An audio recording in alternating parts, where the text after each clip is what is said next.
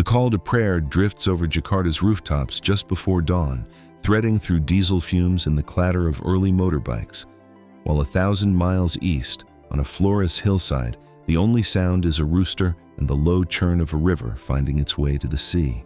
Between these two moments lies an archipelago of about 17,508 islands, strung across the equator like a necklace dropped between two oceans, holding within it volcanoes that still breathe smoke, rainforests older than agriculture itself, and a population of around 275 to 279 million people as of 2026 per BPS, spread across a nation that stretches roughly 5,000 kilometers east-west, from Sabang in the west to Merauke in the east.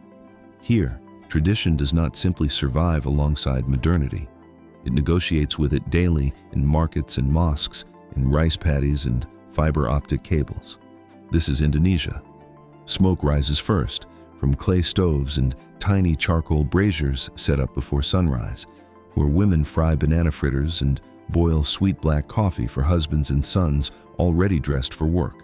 In much of Indonesia, the day begins communally, whether in a Javanese kampung where neighbors share a single well-worn footpath, or in a Sumatran village where the extended family compound still functions as it has for generations, 3 generations under adjoining roofs, grandparents minding toddlers while parents tend fields or shops. The concept of gotong royong, mutual cooperation, a kind of unspoken social contract, remains one of the most cited values in Indonesian life, whether it manifests as neighbors pooling labor to repair a flooded road or an entire village turning out for a wedding, or the smaller ritual of arisan, a rotating community savings group where women gather monthly to socialize and pool small sums of money, each taking a turn to receive the collective pot. Markets, or pasar, open early and loud, vendors calling out prices for tempeh, chilies, and fish still glistening from the morning catch, an economy of small transactions that has resisted, stubbornly, the encroachment of supermarkets in many regions. Family structure tends to be patriarchal in most ethnic groups, though the Minangkabau of West Sumatra remain a striking exception, one of the world's largest matrilineal societies, where property and family name pass through the mother's line and a woman's ancestral house. The Rumah Gadang, with its distinctive curved, horn-shaped roofline, anchors the extended family's identity. Children are raised with an expectation of hormat, respect for elders, instilled early, visible in the way a young person bends slightly and lowers a hand when passing an older relative, or in the practice of chimtangan, briefly touching an elder's hand to one's forehead as a greeting. The neighborhood, more than the nuclear household, often functions as the true unit of daily life, reinforced by the RT and RW system. Small administrative units of neighbors who know one another's business, mediate minor disputes, and organize everything from security patrols to communal meals, a web of obligation and familiarity that softens the harder edges of poverty and distance alike. Culture and traditions. Indonesia holds within its borders more than 300 distinct ethnic groups, a diversity that finds voice in the national motto Bhinneka Tunggal Ika, unity in diversity, inscribed on the national emblem, the Garuda Pancasila, whose claws grip a ribbon bearing those words beneath a mythical bird drawn from Hindu tradition. The Javanese, concentrated on the island that shares their name, form the largest group, their culture steeped in centuries of Hindu-Buddhist kingdoms like Majapahit and Srivijaya, before Islam arrived through traders and mystics along the northern coast, leaving behind monuments like Borobudur, the largest Buddhist temple in the world, and the Hindu temple complex of Prambanan, both still standing in central Java as testament to that layered inheritance.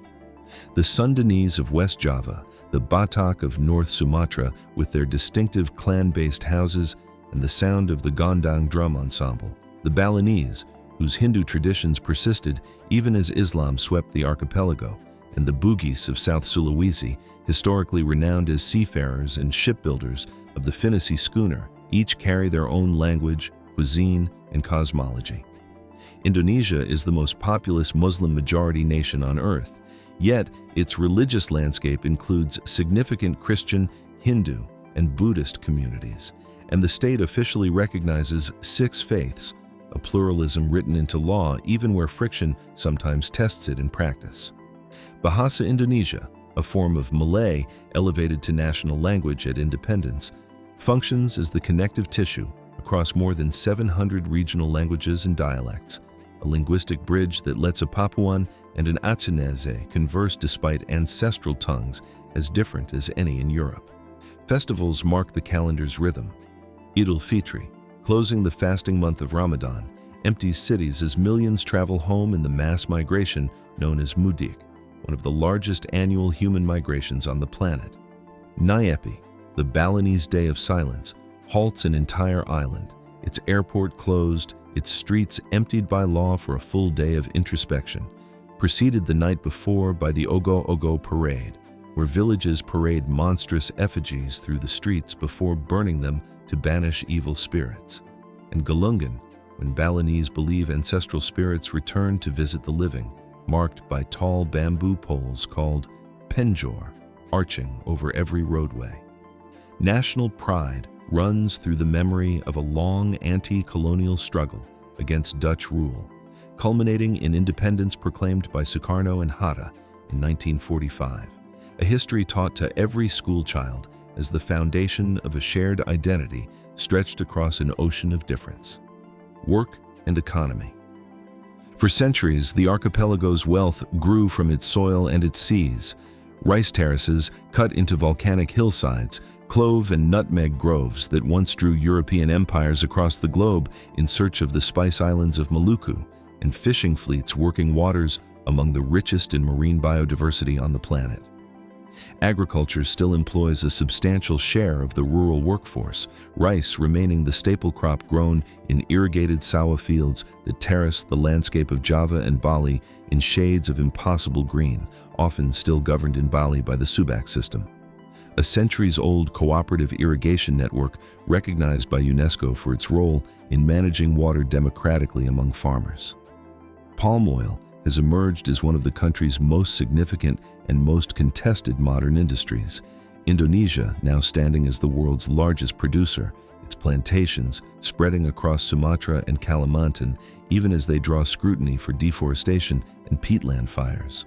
Coal, nickel, and natural gas extraction anchor much of the outer island's economy, with Indonesia holding some of the world's largest nickel reserves, a resource now central to global battery manufacturing and drawing new foreign investment, much of it from Chinese firms, into smelting operations that are reshaping towns in Sulawesi almost overnight. Urban centers like Jakarta and Surabaya pulse with a different rhythm entirely.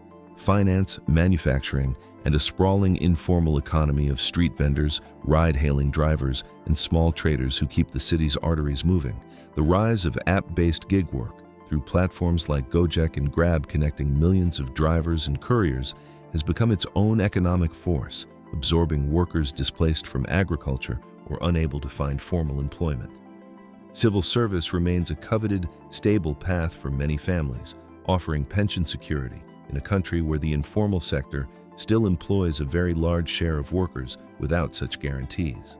Between the terraced hillside and the shopping mall, Indonesia's economy is less a single story than a layered inheritance, old labor and new capital working the same soil from different directions. Food and daily life.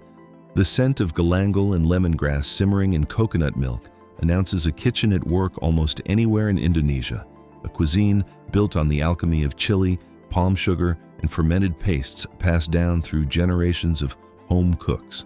Rendang, a Minangkabau dish of beef slow-cooked for hours in coconut milk and a dense paste of chilies, ginger, and turmeric until the liquid reduces to a dark caramelized coating, is served at celebrations and often named among the most beloved dishes in the world. Nasi goreng, fried rice, tossed with sweet soy sauce, garlic and shrimp paste, topped with a fried egg, serves as breakfast, lunch, or a late-night street meal alike, ubiquitous enough to function almost as a national dish.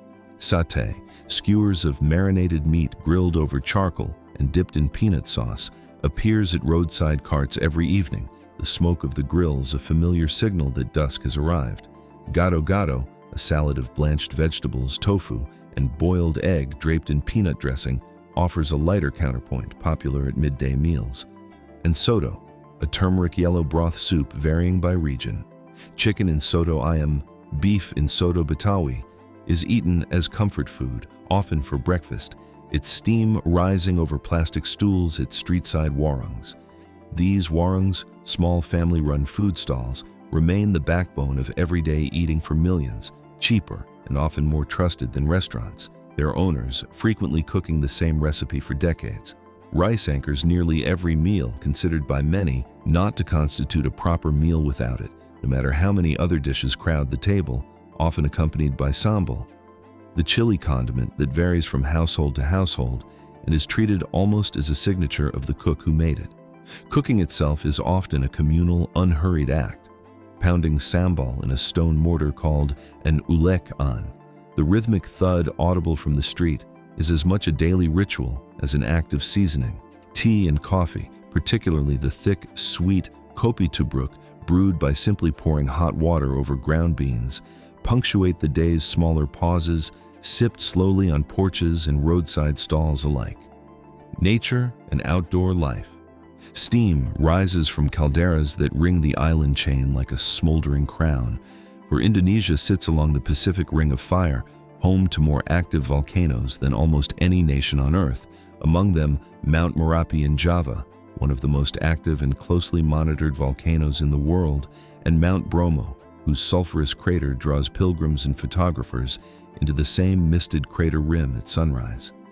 The rainforests of Kalimantan and Sumatra, remnants of some of the oldest tropical ecosystems on the planet, shelter species found almost nowhere else. The Sumatran tiger, critically endangered and increasingly rare in the wild. The orangutan, whose Bornean and Sumatran populations represent humanity's closest living relatives outside Africa. The Sumatran rhinoceros, among the most endangered large mammals remaining anywhere. And the Komodo dragon, the world's largest living lizard, confined to a handful of islands in the country's east, where it is hunted largely unchanged for millions of years. Rivers like the Kapuas in Borneo and the Musi in Sumatra remain lifelines for communities who fish, bathe, and travel their waters much as their ancestors did, floating markets and stilted houses built along their banks, a living architecture of adaptation. In more remote regions, indigenous groups such as the Dayak of Kalimantan and the Asmat of Papua, known for intricate wood carving, retain ecological knowledge: which forest plants heal, which rivers flood, which trees mark boundaries between clans, knowledge increasingly threatened as logging and mining push deeper into ancestral land. Coral reefs off Raja Ampat, in the country's far east, are considered among the most biodiverse marine environments on the planet, a fact that draws divers from across the globe even as rising sea temperatures test their resilience. The Wallace Line, an invisible biogeographical boundary running between Bali and Lombok, marks a striking divide first noted by the naturalist Alfred Russel Wallace, separating Asian fauna to the west from the marsupials and cockatoos of Australasia to the east. To live close to this landscape, whether farmer or fisherman, is to live in constant negotiation with forces both nurturing and unpredictable. Soil rich enough to yield 3 rice harvests a year, and volcanoes capable of ending a village in an afternoon. Transport and modern life.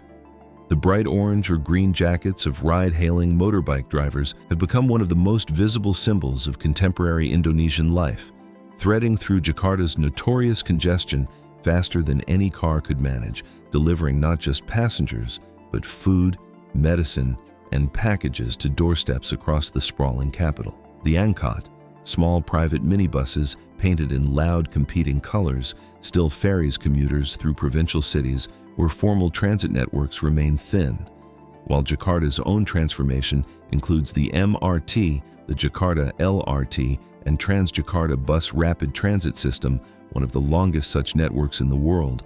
Infrastructure investments aimed at easing a congestion problem that costs the metropolis dearly in lost hours each year. Inter-island travel relies heavily on ferries, including services by state carrier Pelni, since roads cannot cross open water, and on a domestic airline network including carriers like Garuda Indonesia and Lion Air that has made flying between distant provinces almost as routine as a bus ride once was, though budget carriers have opened up destinations once reachable only by days at sea.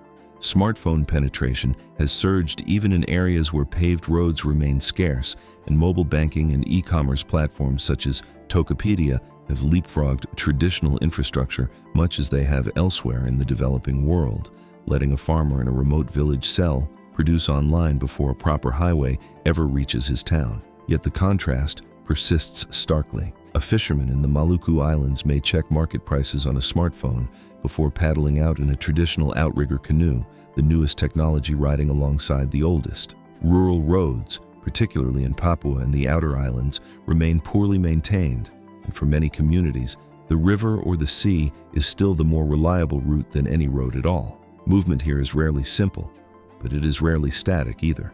A country perpetually building bridges, literal and otherwise, between its islands. The young generation. In lecture halls at the University of Indonesia, or Gadjah Mada University in Yogyakarta, long considered among the nation's most prestigious institutions, the latter founded in the earliest years of independence as a symbol of national self-determination.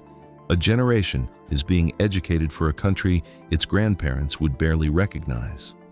Enrollment in higher education has expanded considerably in recent decades, and young Indonesians increasingly pursue degrees in engineering, business, and technology, drawn by the promise of the country's fast-growing digital economy and its ambition to become a major regional tech hub, home to a handful of so-called unicorn startups that have drawn global investor attention.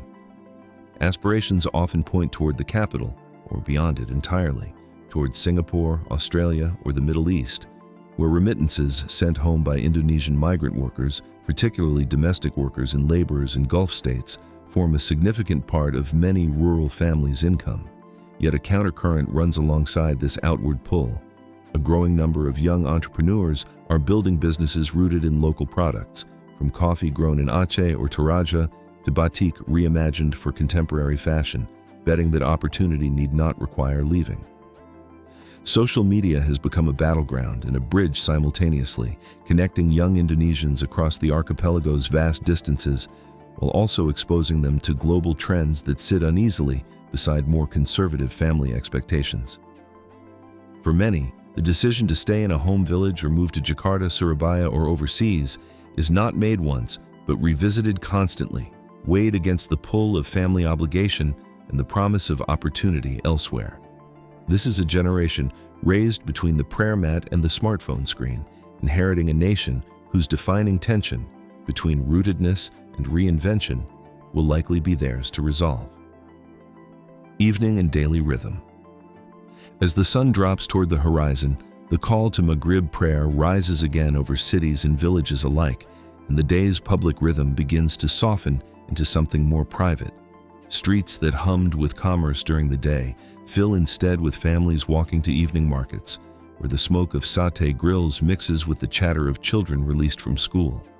In coastal towns, fishermen return with the day's catch just as the light fades, hauling nets ashore while women wait to sort and sell what has been caught.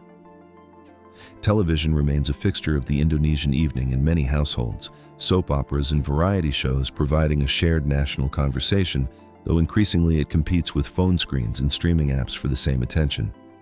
In more traditional communities, evenings might still include a shared meal eaten cross-legged on a woven mat, followed by quiet conversation on a porch as mosquitoes begin their evening work and geckos click somewhere in the rafters.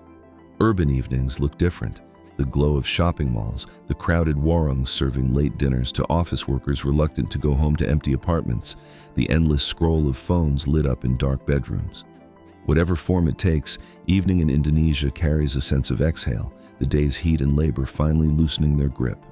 Challenges of life in Indonesia.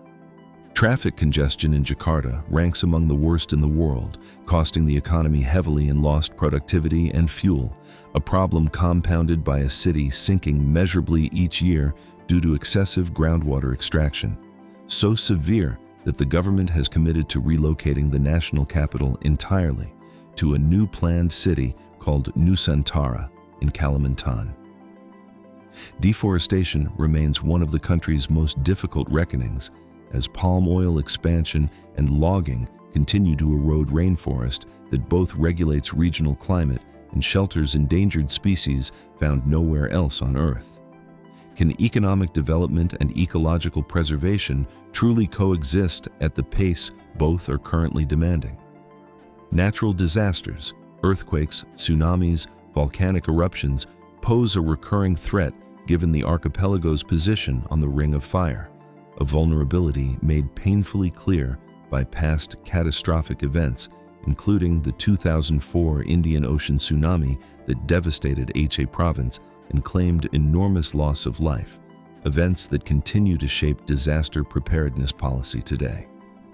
Economic inequality between Java and the outer islands and between urban and rural communities remains stark, with infrastructure, healthcare, and educational quality varying enormously depending on which of the 17,000 islands one happens to call home, and access to clean water and reliable electricity still uneven in parts of eastern Indonesia, particularly Papua.